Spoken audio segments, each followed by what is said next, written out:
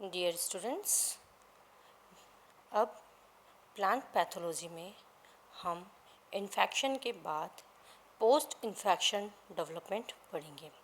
What is post infection development? It is the relationship established between host and pathogen after infection. Infection के बाद host और pathogen के मध्य क्या relation रहता है, कैसे वो एक दूसरे के साथ इन्वॉल्व होकर आगे की प्रोसेसेस करते हैं, यह हम पढ़ेंगे पोस्ट इन्फेक्शन डेवलपमेंट में. When we discuss about post infection development तो सबसे पहले एक टर्म आती है हमारे पास, colonisations. What is colonization? It is the successful infection of the parasite into the host plant. Means once the host gain entry to the plant, it develops itself inside the plant. Colonisation वह प्रक्रिया है जो कि एक successful relationship show करता है between the host and the pathogen. जितना successful pathogen host के अंदर अपने आप को इन्फेक्ट कर लेगा, अपने आप को डेवलप कर लेगा, ग्रो कर लेगा, कोलोनाइज कर लेगा, उतनी ही वहाँ पे डिजीज़ डेवलपमेंट की संभावनाएं ज़्यादा हो जाती है. यहाँ पे दो ब्रॉड कैटेगरीज़ हैं पैथोजन्स की according to their relationship with the host. Host के साथ रिलेशनशिप डेवलप करने में के आधार पर हमने पैथोजन को दो मुख्य कैटेगरीज़ में डिवाइड किया है. एक है बायोट्रॉफ और दूसरा है necrotroph. Biotroph means those that establish an infection in the living tissues.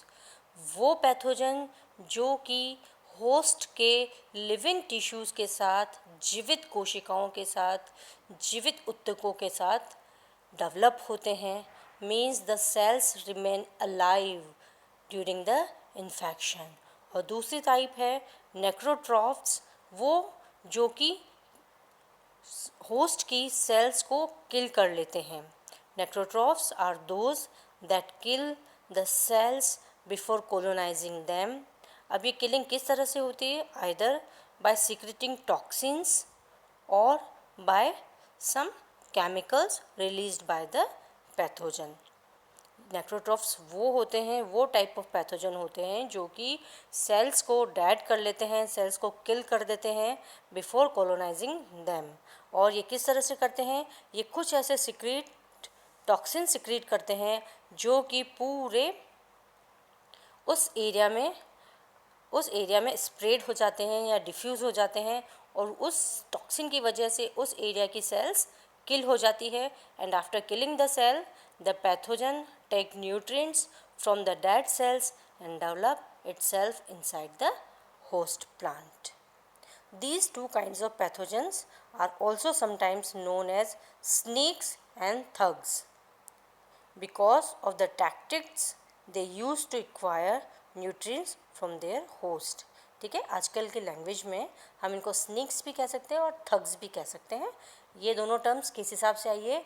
जिस तरह से ये अपना न्यूट्रिएंट्स होस्ट सेल से एक्वायर करते हैं, होस्ट सेल से प्राप्त करते हैं, उस आधार पे इनको ये नाम दिए गए हैं. The toxin produced by the necrotrophs can be specific to the host and can be non specific. ठीक है, जो टॉक्सिन्स प्रोड्यूस करते हैं नेक्रोट्रॉफ्स मतलब वो पैथोजन जो कि होस्ट सेल को किल करके अपना न्यूट्रिएंट्स, अपने पोषण प्राप्त करते हैं.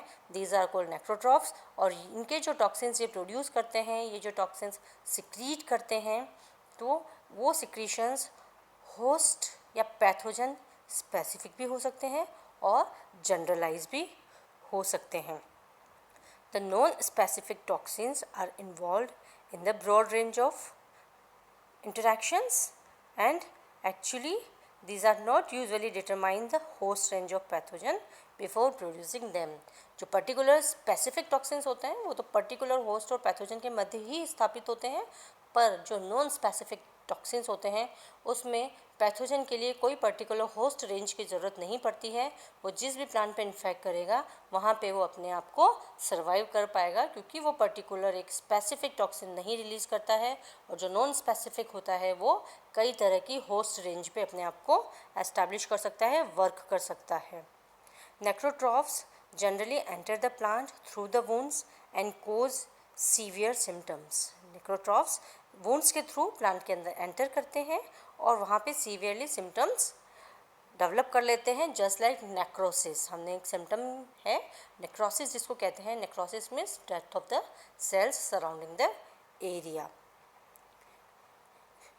जबकि biotrophs actually starts with the taking nutrition from the host plant, जबकि बायोट्रॉफ्स क्या करते हैं, वो धीरे धीरे अपने आप को इस्टेब्लिश करते हैं। उनके लिए सेल्स का अलाइव रहना, जिंदा रहना ज़रूरी है, और उस कंडीशन में वो धीरे धीरे अपना न्यूट्रिएंट्स वहाँ से प्राप्त करते हैं, और जो सिम्टम डेवलपमेंट की जो प्रोग्रेस है वो इसमें स्लो होती है, ये सिम्टम्स धीरे बनाते हैं।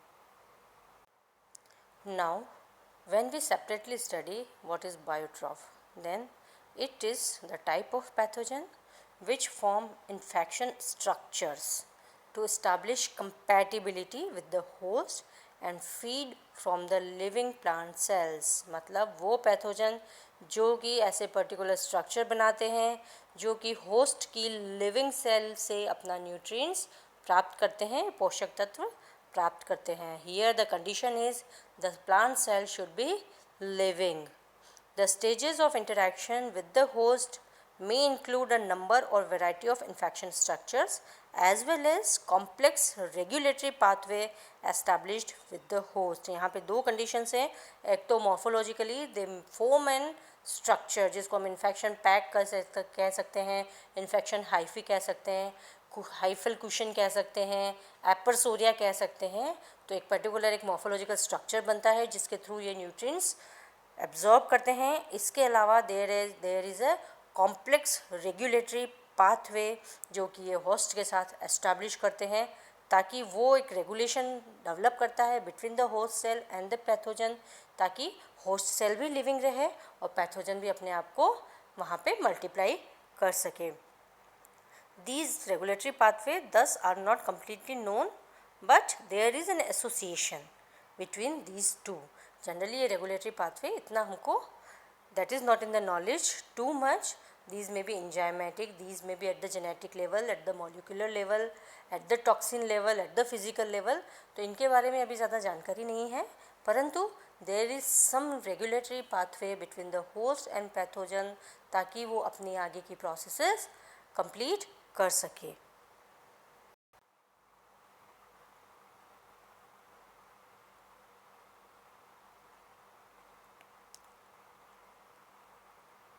Now when we talk about the necrotrophic pathogen, necrotrophic pathogen वो पैथोजन होते हैं जो द होस्ट सेल को पहले डेड करते हैं, उसको किल करते हैं और उसके बाद अपना डेवलपमेंट करते हैं।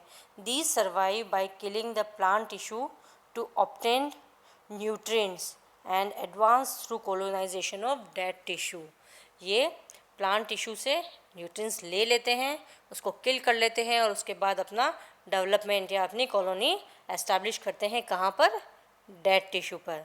नेक्रोट्रोफिक infection generally was not considered as a specific host pathogen interaction because these fungi excrete phytotoxins and cell wall degrading enzymes to kill the host tissue। There is no reciprocating response from the host। पहले नेक्रोट्रॉफिक infection को specific host pathogen interaction में नहीं लिया जाता था, post infection interactions में नहीं लिया जाता था, क्योंकि यहाँ पे तो एक्टोटॉक्सिन्स रिलीज होते हैं जो कि होस्ट की सरफेस के बाहर काम करते हैं and that are not particular, जो कि पर्टिकुलर नहीं होते थे और उसके अगेंस्ट होस्ट भी अपना कोई रिस्पॉन्स नहीं दे पाता था। परंतु नेक्रोट्रॉफिक पैथोजन को nowadays it is considered as the interaction between host and pathogen. Then there is some specific characters of both the biotrophs and necrotrophs in a particular pathogen and it is described as hemi, बायोट्रॉफ्स एक third type है जिसके अंदर के बायोट्रॉफ्स और नेक्रोट्रॉफ्स दोनों के characters पाए जाते हैं एंड एग्जाम्पल इसका है the genus Colletotrichum. Now we will see how the process of infection is done by necrotrophs. Necrotrophs क्या करते हैं? The initial stages कहाँ से शुरू होती है? When conidia germinate and form infection hyphae. सबसे पहले कोनिडिया होस्ट सरफेस पर जर्मिनेट करते हैं और वो कोनिडिया जर्मिनेट होकर इन्फेक्शन हाइफी बनाते हैं. These hyphae directly penetrate or form एपिसोडिया that penetrate to the host epidermis. या तो ये हाइफी डायरेक्ट होस्ट की एपिडर्मिस को पेनिट्रेट कर लेते हैं या फिर एक एपिसोडिया बनाते हैं जिससे कि इन्फेक्शन पैक बनता है और वो पैक बाद में होस्ट सरफेस को पेनिट्रेट करके अपने आप को उसके अंदर एस्टैब्लिश कर लेता है. The appressoria excrete a number of lytic enzymes. Appressoria बहुत सारे एंजाइम्स रिलीज़ करता है और वो एंजाइम किस तरह के होते हैं? दे मे बी ऑक्सीडेजेस, क्यूटिनेजेस एंड लाइपेजेस. ऑक्सीडेजेस वहाँ पे ऑक्सीडेशन रिएक्शंस करने के लिए, क्यूटिनेजेस वहाँ की क्यूटीन को क्यूटिकल को डिज़ोल्व करने के लिए, और लाइपेजेस उसकी जो लिपिड लेयर्स है, जो वैक्स लेयर्स होती है एपिडर्मिस के ऊपर, उसको डाइल्यूट करने के लिए, उसको डिग्रेड करने के लिए होते हैं. तो एपिसोडिया excrete lytic enzymes. These may be oxidases, cutinases and lipases to degrade the plant cuticle and wax layers. The penetration pegs breach through the compromised epidermal cells and secrete various cell wall degrading enzymes to kill the cells. इसके बाद जो penetration peg cuticle को pierce करके अंदर पहुंच जाता है वो वहाँ पे सेल्यूलोइटिक या सेल वॉल डिग्रेडिंग एंजाइम्स को रिलीज़ करता है एपिडर्मल सेल्स को ब्रीच करने के लिए, एपिडर्मल सेल्स के अंदर एंटर करने के लिए, एपिडर्मल सेल्स को किल करने के लिए वो इस तरह के एंजाइम्स सिक्रीट करता है. This then progress through the plant causing necrotic lesions. ये आगे प्लांट्स के अंदर बढ़ते हैं और वहाँ पे वो क्या बना लेते हैं? निक्रोटिक लीशंस बना देते हैं, निक्रोसिस कर लेते हैं, सेल डेड हो जाती है वहाँ पे और वहाँ पे इस तरह का सिम्टम डेवलप हो जाता है. These enzymes are used by necrotrophs to break down cells and gain access to host nutrients. ये जो एंजाइम्स होते हैं वो सेल्स को डेड कर लेते हैं, उसके बाद जो डेड सेल्स के अंदर जो न्यूट्रिएंट्स उपस्थित होते हैं just like carbohydrates, proteins, amino acids, fats, उनके ऊपर एक्ट करते हैं और उससे अपना न्यूट्रिशन प्राप्त करते हैं. So again we repeat what is the process of necrotrophs. तो necrotrophs क्या करते हैं? They establish somewhere on the surface of host के ऊपर वो अपने आप को establish कर लेते हैं. उसमें से जो कोनिडिया होते हैं वो अपन जर्मिनेट होते हैं. जर्मिनेट होने के बाद वो जर्म ट्यूब बनाते हैं. जर्म ट्यूब से या तो डायरेक्ट हाइफी निकलते हैं या फिर एपिसोडिया बनते हैं. ये हाइफी डायरेक्ट पेनिट्रेट कर लेते हैं सेल सरफेस पे, होस्ट सरफेस पे. Otherwise they form the appressoria. Appressoria से इन्फेक्शन पैक बनता है और देन वो इन्फेक्शन पैक ऊपर होस्ट सरफेस को पेनिट्रेट करता है. सबसे पहले the enzymes they secrete are of lytic type. जो लाइटिक एंजाइम होते हैं जो लाइसिस की प्रक्रिया करते हैं वो होते हैं मेनली ऑक्सीडेजेस, क्यूटिनेजेस एंड लाइपेज, जो कि क्यूटिकल और जो प्लांट सरफेस के ऊपर होस्ट वैक्स लेयर्स होती है उसको डिग्रेड करने के काम में आते हैं. इनको डिग्रेड करने के बाद दे एंटर द प्लांट में जब एंटर करते हैं तो they face the cell wall on the upper side. सबसे ऊपर सेल में सेल वॉल होती है तो वहाँ पर आने के बाद they release the cell wall degrading enzymes ताकि वो उसकी एपिडर्मल सेल्स को डिग्रेड कर सके, किल कर सके और वहाँ से वो प्लांट के अंदर निक्रोटिक लीशंस बनाना शुरू कर देते हैं, निक्रोसिस की प्रक्रिया शुरू कर देते हैं. और इस प्रक्रिया के अंदर सराउंडिंग जो सेल्स होती है all sales got kill.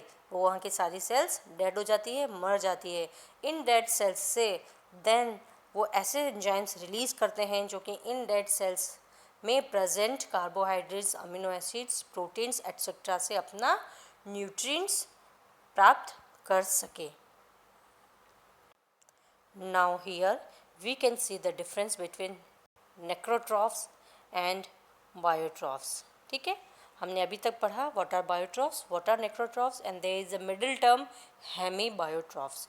Now what is the difference between it could be summarized as biotrophs and necrotrophs difference table. तो necrotrophs क्या हैं? These obtain nutrients only from the dead host cells.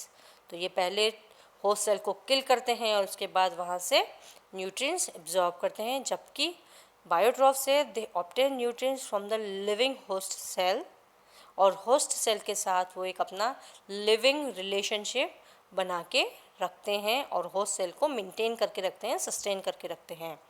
नेक्रोट्रॉफ्स do not form specialised infection structures and cause immediate and severe symptoms. Necrotrophs को उनके साथ कोई infection specialised structure नहीं बनाते हैं. They act immediately and produce symptoms immediately. अचानक से वो उन पर अटैक करते हैं, एंजाइम्स लाइटिक एंजाइम्स प्रोड्यूस करते हैं और नेक्रोटिक सिम्टम्स डेवलप कर देते हैं. जबकि biotrophs they produce specialised infection structures and cause only limited host damage. वो उतना ही होस्ट को डैमेज करते हैं ताकि वो उसके अंदर एंटर कर सके. Once they enter they don't damage the host, they just use the host. Next, in the necrotroph if we see, inoculum contains few food reserves that is competitive to saprophytes. Inoculum और इसमें बायोट्रॉफ्स में inoculum में rich food reserves होते हैं ताकि वो अपने आप को जब तक कि होस्ट डिफेंस मैकेनिज्म को सरपास नहीं कर सके तब तक उनको अपने आप को मेंटेन करके रखना होता है. इसीलिए इनके पास जो इनोकुलम होता है, बायोट्रॉफ्स का जो इनोकुलम होता है, उसके पास रिच फूड का रिजर्व होता है. जबकि नेक्रोट्रॉफ्स तो क्या करते हैं, हाथों हाथ सेल को किल कर देते हैं और after killing the cell they are the whole sole of the cell. वहाँ से वो कुछ भी ले सकते हैं. हियर कॉम्पिटिटिव सेप्रोफाइट्स होते हैं, इधर पुअर सेप्रोफाइट्स होते हैं. मतलब नेक्रोट्रॉफ्स के कॉम्पिटिशन में सेप्रोफाइट्स भी उपस्थित हो सकते हैं, पर बायोट्रॉफ्स के साथ ऐसी कंडीशंस नहीं हैं. नेक्रोट्रॉफ्स में these are weaken and dying host and more susceptible. जो होस्ट होते हैं वो अनहेल्दी होता है, ससेप्टिबल होता है. यहाँ पे fast growing plants are more susceptible. यहाँ पे बायोट्रॉफ्स में जो फास्ट ग्रोइंग प्लांट होता है वो मोर ससेप्टिबल होता है. इसके जो है कहाँ पे जा सकता है ये, it is having the whole host range. क्योंकि ये पर्टिकुलर कोई टॉक्सिन नहीं बनाता है, इसके पास कॉमन एंजाइम्स होते हैं, तो इसके पास होस्ट की रेंज ज़्यादा होती है इन कंपैरिजन टू बायोट्रॉफ्स, जहाँ पे होस्ट की रेंज लो होती है, नैरो होती है, और सिर्फ स्पेशलाइज्ड होस्ट ही होते हैं जिनके against biotrophs can work. Then here necrotrophs में एग्जांपल्स है पाइथियम स्पीशीज़, फाइटोप्थोरा की 2 स्पीशीज़ हैं. And here downy mildew, powdery mildew, rust, Phytophthora infestans, Venturia inaequalis, Agrobacterium species, plant viruses, plant nematodes. So here is a comparison between necrotrophs and the biotrophs. Here you can better understand, अच्छे से आपको समझ में आ सकता है कि what is the difference between necrotrophs and biotrophs, और after the infection how the pathogen establish itself into the host plant.